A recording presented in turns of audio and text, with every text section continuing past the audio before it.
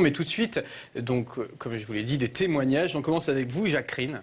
Alors, le 23 septembre 1975, vous faites une mission d'entraînement dans la région de Cambrai, Plastron-Mimosas. Alors, racontez-nous tout. Eh bien, on avait touché les Mirage 3, qui étaient équipés de radars très performants, qui nous permettaient de faire des rassemblements de nuit. Donc d'intercepter un avion de nuit, ce qui était des gros progrès par rapport à ce qui se faisait avant. Une mission. C'est une mission d'entraînement, routine, donc pour l'acquisition du matériel. Et puis c'est une manœuvre assez délicate, les rassemblements de nuit. Nous étions deux Mirages. Donc on décolle, le secteur était Nord-Cambrai, la frontière belge du côté de Lille, et puis un petit coup vers Reims.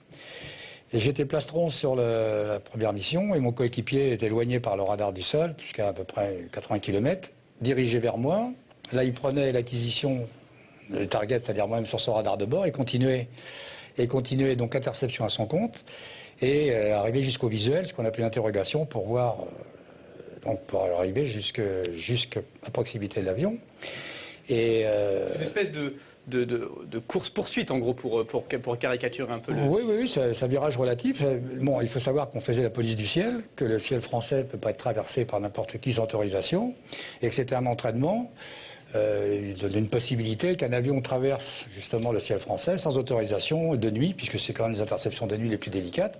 Donc on s'entraînait tout type, tout temps, comme on disait. Et là, je vois, traversant un peu mon champ de vision, je vois, ce que j'ai pris d'abord pour un avion en ligne, un cigare, on va dire, forme un peu d'un ballon de rugby, vous voyez, un truc ovoïde avec pointé au debout, avec des hublots, et une immense, je me rappelle bien, c'était une immense lumière intérieure. Bon, sur le premier coup, j'ai dit ça doit être un avion en ligne qui est à quelques nautiques. Je commence à appeler le contrôleur au sol.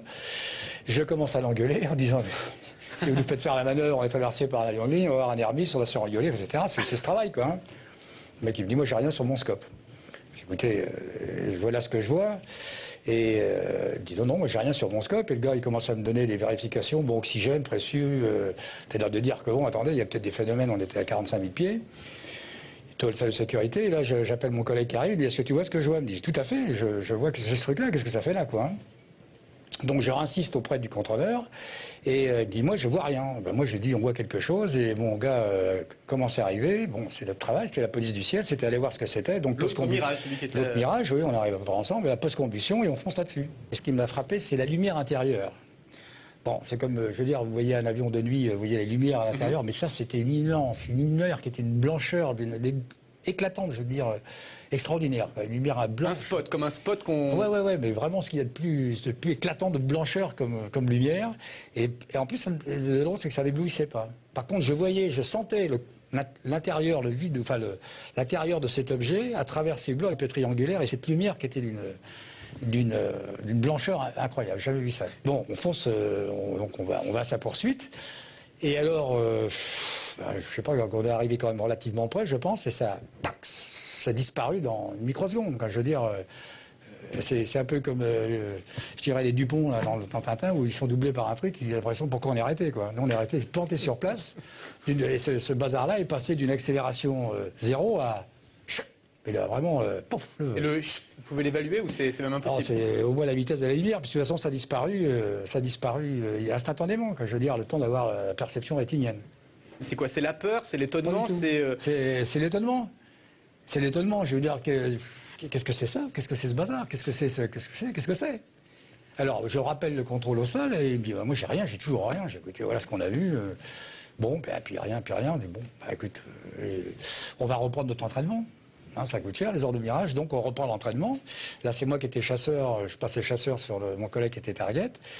D'autres configurations, et pareil, j'arrivais à 15 nautiques à peu près, enfin, mettons 25 km du plastron, et tac, ce bazar-là réapparaît entre nous deux. T'as l'air de dire, je vous observe, je suis avec vous les copains. Vous voyez, entre vous deux, donc vous poursuivez votre ami, votre collègue, et entre vous deux, l'objet arrive. Absolument, exactement dans une position d'observation. Un peu comme nous, ça nous est arrivé aussi de faire dans un combat de patrouille, de se mettre au-dessus, comme on dit, sur la perche, et puis de voir à gauche, à droite comment l'affaire se passait.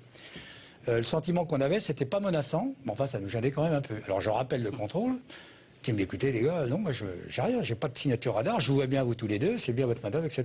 Bon, tu vois, visuel, post-combustion, boum, on repart encore plus rapidement, les avions un peu plus allégés, et le même phénomène se reproduit, dès qu'on arrive à une distance assez proche, que peut-être l'objet sentant menaçant, ça repart, mais je veux dire, salut les copains, et c'est dire le temps de percevoir d'une manière rétinienne un éclair, quoi. Hein. Bon, et le phénomène s'est représenté une troisième fois. Ah, encore? Oui, donc on a vu, si vous voulez, le phénomène se reproduire 3 fois. Bon, on prenait à peu près 10 minutes entre chaque représentation. Et la poursuite, ça ne servait à rien. Je veux dire, dès qu'on arrivait, si vous voulez... Et 3 fois en combien de temps Bon, 40 minutes, c'était à peu près l'émission qu'on faisait. Donc là, la première fois, vous ne savez pas trop ce que c'est. La deuxième fois, vous êtes sûr de l'avoir vu. Oui, et la troisième, il y a encore le cerveau, il travaille encore un peu plus. On est encore plus rapide pour lui courir aux fesses, puisque là, bon, on prend pas le temps de notifier, on le voit réapparaître, on le voit... les pédards, que je veux dire, on est de l'un à l'autre, alors qu'on est quand même on est des vitesses légèrement transsoniques, on se balade quand même, quoi. Et vous certifiez que le comportement de cet objet volant non identifié était intelligent? C'était un comportement intelligent, on peut le définir comme ça? Si ça avait été un autre avion de chasse qui venait voir un peu... On peut dire que on a fait des missions où on va observer ce que font les autres.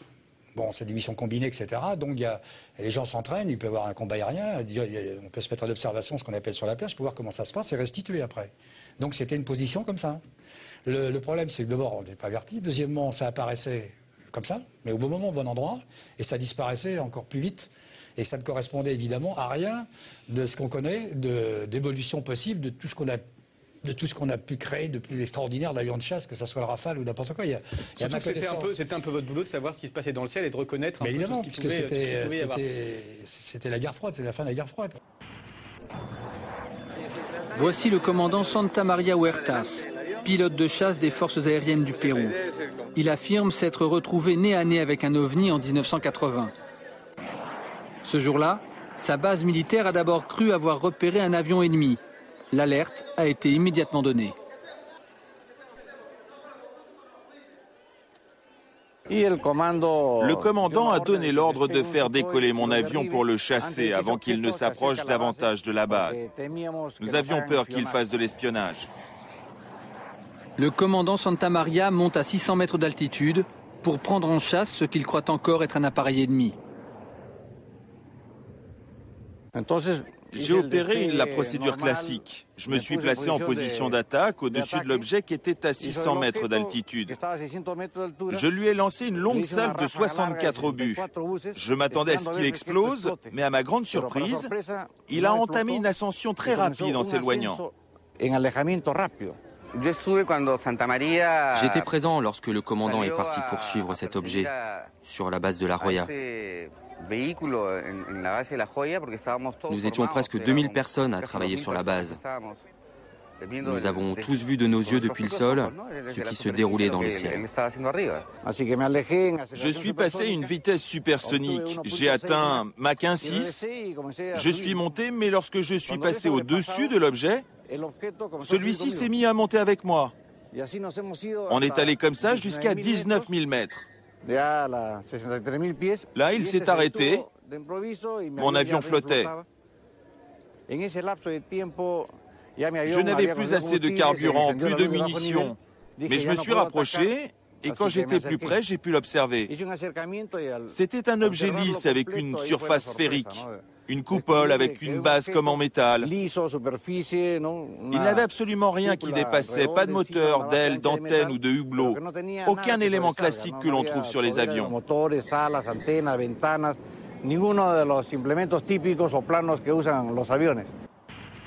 Alors c'était en 1973, j'étais jeune pilote dans la LAT. La LAT étant l'aviation légère de l'armée de terre. J'étais basé à Rennes-Saint-Jacques et avec un ami qui s'appelait Jean-Luc Bidot, nous allions à Caen-Carpiquet, à l'école d'Épifat, école des personnels féminins. Elle était à Caen, elle n'était pas à Dieppe. C'était une mission. École des personnels féminins, mission agréable. Oui, très agréable parce que, imaginez-vous, vous avez 22 ans, vous allez vous poser un hélicoptère au milieu de l'école d'Épifat. Il ne se passe rien évidemment, mais le relationnel est quand même très sympathique. Donc avec Jean-Luc ce jour-là, on était très heureux et à un quart d'heure de l'arrivée, il faisait très beau, on était en condition de vol cavoc, à 1000 pieds, ce qui n'est pas très haut, 330 mètres.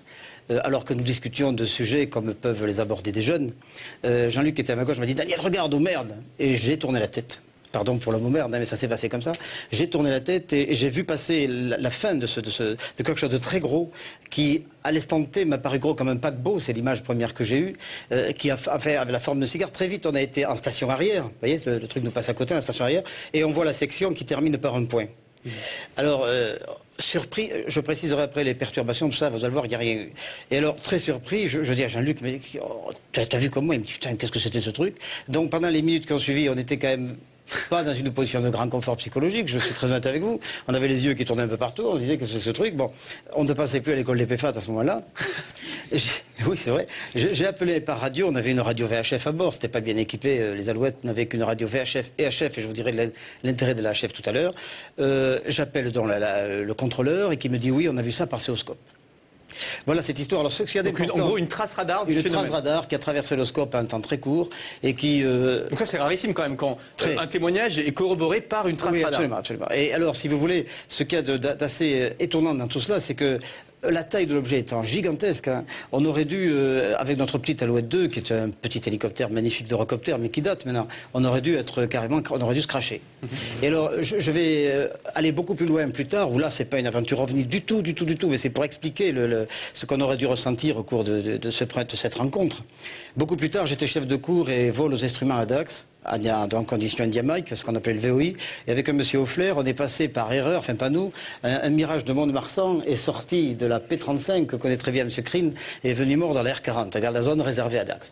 On est donc passé avec une Gazelle 341 dans le souffle d'un simple Mirage. Alors attendez, un hélicoptère, c'est dans un hélicoptère et vous passez à côté d'un Mirage. On passe dans le souffle. Et là, de 2800 mètres on était, on s'est récupéré avec Offler à 700 mètres. Après avoir fait des roulés-boulés vers l'avant. En gros, vous avez été éjecté, enfin il y a eu une secousse violente. Non, on a été pris dans le sillage extrêmement perturbant de cet avion. Bon, je reviens à 1973.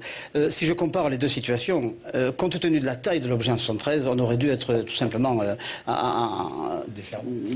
détruit. Vous ne serez pas là pour me parler de ça. Et voilà. Et là, il n'y a rien eu, même pas de craquement radio. Alors, je vous parlais de la HF. Ce système-là avait une particularité, il crachotait tout le temps. Il était extrêmement sensible à toutes les perturbations. Et quand cet OVNI, on va l'appeler comme ça, nous a doublé, rien. Rien. Ni perturbation radio, ni perturbation d'ordre aérologique. Rien. Ni sifflement, ni perturbation d'aucune sorte. Rien. Sauf de nous avoir un peu noué l'estomac. Alors cet objet qui était immense, à l'instant, quand c'est arrivé, l'image qui m'est venue, c'est un paquebot. Parce qu'un truc comme ça, c'est très gros.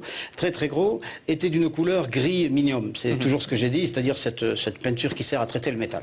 Alors voilà. si vous voulez, on va voir, puisqu'il y a une équipe formidable qui a fait une simulation 3D. Un grand merci d'ailleurs à Qui dit oui. On a essayé. Ils ont essayé brillamment de reproduire, alors c'est pas évident, ce que vous avez vu. Oui, alors vous allez le commenter, on va voir ces images, on les découvre. Alors donc voilà, vous survolez, on voit cet hélicoptère, c'est vous. C'est nous. Et tout d'un coup... Voilà, c'est exactement ça. Donc on va le revoir sous différents plans, mais ça paraît hallucinant. Vous êtes... Voilà, c'est ça. C'est effectivement, quand vous dites un paquebot, ça semble...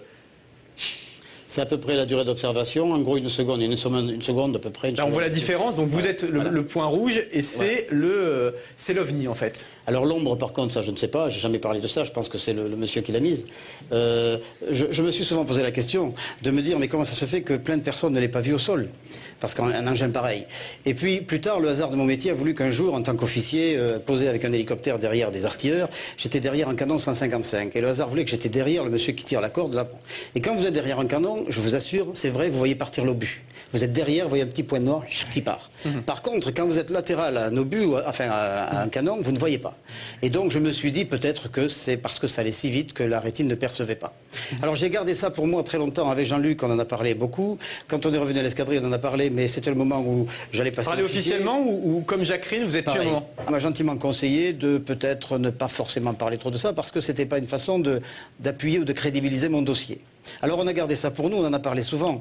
De ce jour-là, si vous voulez, j'ai été passionné par le problème OVNI. Il y a de quoi. Je ne suis pas dans la position de quelqu'un qui croit parce qu'on lui a dit. Ça c'est bien pour un chrétien, par exemple, qui n'a pas vu la passion du Christ. Moi je suis dans la position de quelqu'un qui croit parce qu'il a vu. C'est très difficile à ce partir de là de l'ignorer. Alors ensuite, mais vous croyez, quand vous dites vous croyez, là aujourd'hui effectivement vous avez vu bien sûr. Vous croyez à quoi, j'ai envie de vous dire? Eh bien je crois à ce que j'ai vu. Voilà, je ne peux pas donner d'explication. À mon modeste niveau, je pense que le développement technologique de la race humaine ne permet pas de faire quelque chose comme ça. Ou si c'était aussi gros, ça irait pas aussi vite. Et si ça allait aussi vite, il y aurait des perturbations aérologiques extraordinaires. Il n'y avait rien de tout ça. Bon. Donc vous confirmez que vous étiez dans votre hélicoptère, quand je vois cette image, ça me fait vraiment halluciner, il n'y a pas d'autre mot. Et votre hélicoptère ne bouge pas d'un poil, il suit cette trajectoire. Pas d'un poil. C'est quelque chose d'incroyable, pas d'un poil, aucune perturbation. C'est pour ça que je vous ai donné l'exemple tout à l'heure vécu beaucoup plus tard.